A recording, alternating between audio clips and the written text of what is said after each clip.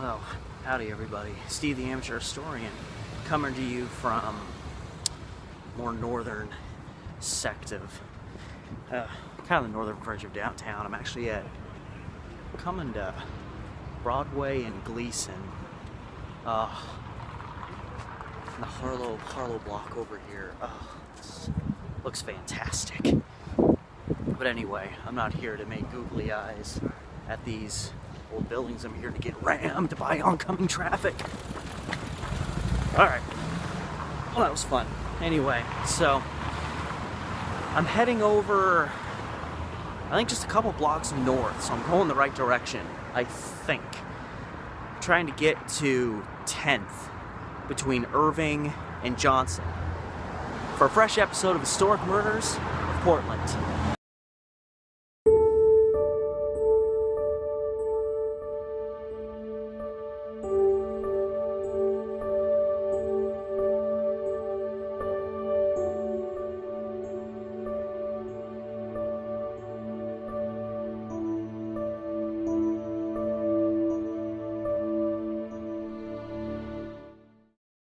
So I'm hoping you can hear anything I'm saying.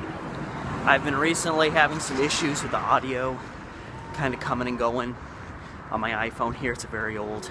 I've had this phone for 4 years and I've used it to do most of my vlogging, so it's a little bit of a risk. It's a somewhat calculated risk because it doesn't happen that often that I lose audio.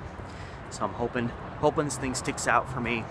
I'm probably going to try to cut this up into very small clips, so if something doesn't come out, I'm not screwed. I'd have to redo some 10-minute clip I just did. So I'm right in this area where Chinatown, kind of over here, is kind of becoming the Pearl over here, which is kind of like a watermelon smashing into a bell pepper. It's two completely different areas, but they're meshed up right next to each other.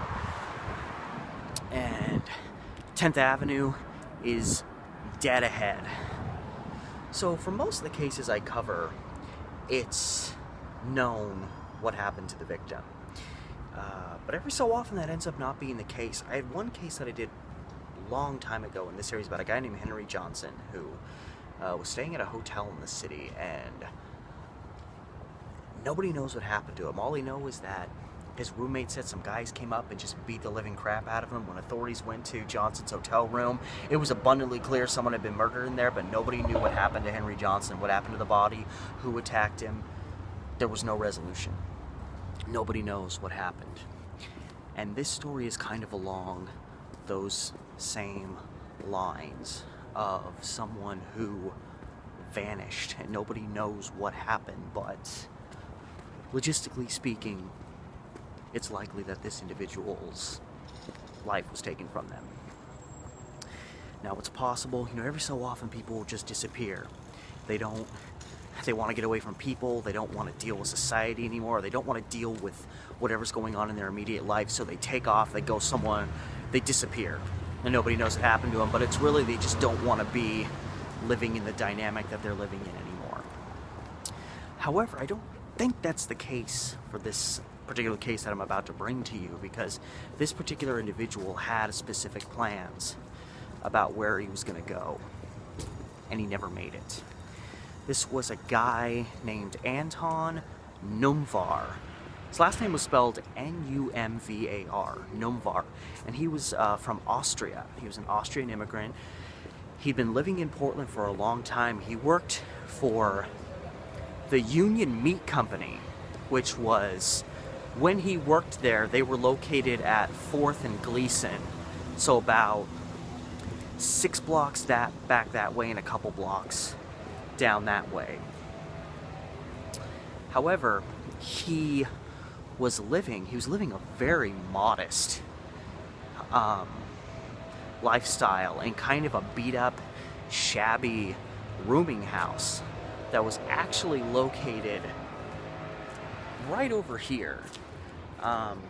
There was, and what I'm so happy about, because so much of what existed here, it's so much, new apartments, it's so much industrial type buildings, if you lived in a house or a rooming house or an old apartment house, pretty much all of that stuff is gone, and there's not a whole lot of pictures that I found of this general area. So you oftentimes don't know what these people lived in, but I found this picture that was taken actually right from kind of generally this area back here, and it shows the whole stretch of the road.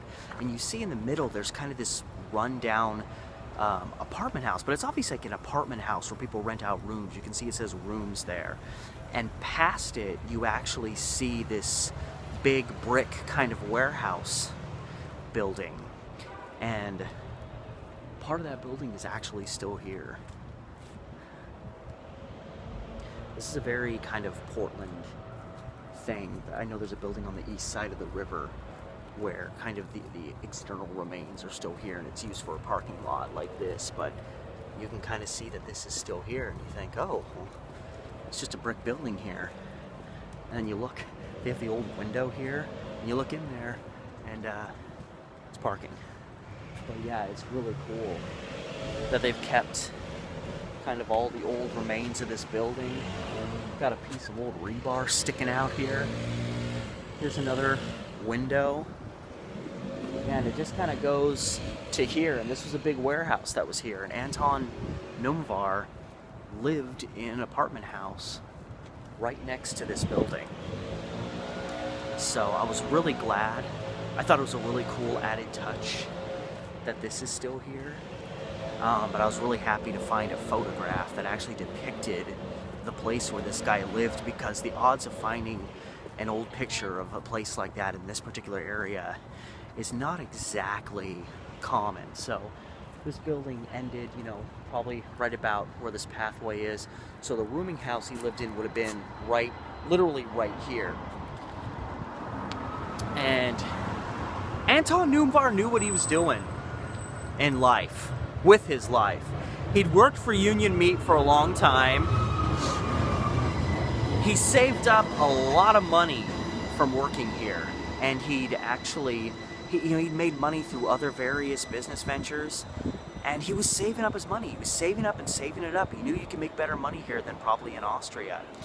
And you know, while he was saving up, he had all this money. He had over $20,000 in savings. He was living in this kind of shoddy rooming house when he could have probably lived in a much better place. But his plan was, come end of 1910, he was going to leave Portland and go back home, and he was going to kind of retire young, and he was going to go back to Austria where he came from. The newspaper said his mom was pushing 80, so he probably wanted to see his mom before she passed, and he wanted to go back home and retire on this money he made in America. I mean, good for him. And he was planning on leaving in November 1910. However, something seems to have gone awry in Anton Numvar's plans, because he's planning on leaving in November 1910. Suddenly, late January 1911, all these articles start popping up saying, where's Anton Numvar? And local Portland authorities were coordinating with Austrian authorities, because, you know, the reason it took more than 2 months for anybody to start wondering what happened is everybody here knew that he was going to go back to Austria. So when he just vanished from Portland, nobody thought anything suspicious had happened. I'm going to walk this way because that is going to drive me absolutely insane. The number of times I'm doing vlogging or trying to shoot a film and someone with a damn leaf blower shows up within a block of where I am. And yeah, and this is kind of a really awesome historic building too. It was called like the McCracken Company, something like that. And I think the warehouse that I was showing you was a part of the company that was in this building. You're not really getting all of it, but it's really a beautiful structure. And but anyway, so again, it's understood that Numvar was going to go back home to Austria, so nobody here was really suspicious at first when he disappeared. And then suddenly his family, who's expecting him to get there at some point, he never makes it. He never makes it to Austria. Or if he did, he never made it home where he was intending to go. So this was not a guy who was looking to just disappear. This was a guy who was looking to go home and live life, you know, to the fullest back where he came from. And to just retire and relax and kick back. This is not a guy who was going to split town and go off to someplace he'd never been before so that the whole world would, you know, vanish, essentially. And it was a very bizarre story. And, you know, he'd paid his rent up through the end of November. Nothing seemed to be out of the ordinary. The problem is, though, Anton Numvar had a lot of money. And he was withdrawing all of it because he wanted to send it back home. He had, you know, one newspaper said he had a little over $18,000 in savings. Another newspaper said he had over $20,000 in savings. Another article said he had about $20,000 in savings just from working with the Union Meat Company, but he also had thousands more saved up from other business ventures. So there really wasn't a definitive answer as to exactly how much money this guy had. But he was withdrawing a lot of it. He withdrew in one fell swoop about $18,000, and he sent $17,600 home to his family. So he'd already sent a lot of his money home, and that was verified through money orders. He'd taken out all these money orders to get money, you know, since you're sending money internationally. But even with that, this guy still had, you know, at least a couple $1,000s to his name, if not thousands upon thousands of dollars. Money that he had withdrawn, money that he was carrying around. So, you know, in that vein, you know, you might attract attention from the wrong people, and that's kind of what people theorize, and I'm right there with them in terms of what happened to Anton Numvar. Why did he not make it home to Austria?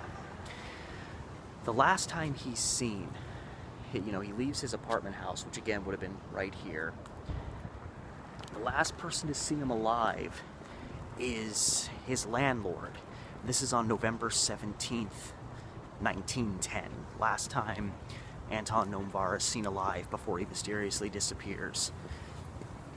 And his rooming house again here is on 10th between Irving and Johnson Street. And he's last seen a block north of this intersection up on Hoyt, and reportedly it's Hoyt and 12th, which would be a block up this way and 2 blocks this way, you know, up to Hoyt from 10th to 12th. Which is interesting, because if he lives way back here, how did his landlord see him almost 3 blocks away from where he lived? Then again, you know, there's like an apartment building here now. Maybe there wasn't a lot of stuff here. So up here to Hoyt and 10th, Hoyt and 12th would have been, you know, just right up this way. Now, the thing is, the last time that Numvar is seen alive, he's not just standing at an intersection waiting to cross the street. The landlord sees him and is like, then I went about my business, and he walked off to who knows where. You know, why was he traveling this direction, kind of moving west away from his rooming house? If he's about to leave town, you would go by train, or you know, if you were going to catch a boat or anything like that, you'd be going that direction. His place of work was back that way. There was really no logical reason for him to be going in this direction for anything, especially when he's about to leave town. What the landlord noticed in the last time that he saw him, there's Hoyt and 11th. I think that's Hoyt and 11th. But anyway, the last time that he sees him standing there, he's not just standing there, but he's loitering there. Anton Numvar was standing there like he was waiting to see somebody, waiting to meet someone. You don't just loiter at an intersection for no reason. You're standing there waiting for something or somebody. And I don't know what he'd be waiting for in terms of something, but maybe he was meeting up with someone that nobody knew about, which is intriguing to this case. You know, he's meeting some mystery person. Did that mystery person kill him off and take his money? So here we are. This is 12th. Hoyt is this crossing street, and then 12th is this crossing street. Still got the old rails going through the road. This is the intersection where Anton Numvar was last seen alive on November 17th, 1910. And again, nobody really started reporting on this guy's disappearance until 2.5 months later, when it was obvious he never made it to his destination. And I did some of the math when you try to think about how much money. Again, this guy sent most of his money home already, but it's 1910. And I actually took the figures down because you think he had over 18, he had at least 18, let's say he only had $20,000. And that's, Jesus, that's just the money that he had through the business, the meat company he worked for. Let's say he only had 20, that is the loudest piece of garbage bus I've ever heard in my life. But yeah, essentially, let's say he only had $20,000 that he withdrew, and he likely had more. That would mean minus the $17,600 that he already sent to his family, he would perceivably have at least $2,400 on him. I did the math. What would $2,400 in 1910 be worth now in 2020? $2,400 in 1910 would be $65,000 today. Let me say, thieves and whatnot in this town, especially back then, have killed and stolen for a lot less. So, you know, he had a good chunk of change on him. And the last time he's seen, he seems to be waiting for someone. Who is he waiting for? Let's be honest, we'll never know. You know? But whatever the case, the guy never made it home. There's no verification he made it onto a train, made it onto a boat, made it onto anything that would take him out of this country. And possibly one of the most damning things is, let's just say he snuck through the cracks. He managed to, you know, leave and nobody saw him. Maybe something happened on the way to Austria. And that's why he didn't make it, but maybe he made it out of Portland. Well, of course, authorities go back to his room at his rooming house to, you know, see if there's anything of evidentiary value there. And they discover that all of his stuff is still in his room. All of his, you know, and of course, you know, maybe he leaves some stuff behind, but his baggage, he literally had baggage that obviously he would be using if he's moving, going away. That was all still in his room. Everything he pretty much owned, aside from, you know, the clothing on his back, was still in his room. He'd left everything, and I mean everything, behind in that room. You're not important. Jeez. Yeah, everything was left behind in his room. No signs that he'd even packed yet to leave. So we know, just based on that, he never left Portland, probably. He sure as hell never left the United States for Austria, because he wasn't even packed yet. I think he was getting close, and someone, maybe a colleague of some kind, maybe someone who schmoozed him and made him think he was a friend, met up with him around 12th and Hoyt, led him somewhere that was a little bit less populated, maybe, and did something to him. I don't know what, but Anton Numvar hasn't been seen since November 1910. And, you know, when you're carrying the equivalency of $65,000 on you just wandering through town, someone who finds out about it might do something to you. So I personally believe, and it was the perspective of the police, I think both in Portland and in Austria, that this guy met with foul play. And, you know, 1,000,000 to 1 odds it happened because he was carrying a lot of cash on him, and a lot of people in the city weren't and would have motive to steal that from him. Who knows what happened to the cash? I don't know. Who knows where Anton Numvar's body may have ended up? Nobody knows. That all remains a complete mystery as to what happened to this Austrian immigrant who all he wanted to do was go home and retire. And that's all I've got. I wish I had more information. I wish I had the answers. I wish I had a fully drawn out conclusion, but I don't think anybody in this world aside from the killer, and that person is long since dead since this case happened 110 years ago. Nobody's gonna know. We're never gonna find out. But I just do the best I can to bring you guys content. So, as always, guys, thank you for watching. Remember to like, share, subscribe, hit up the Patreon if you so choose.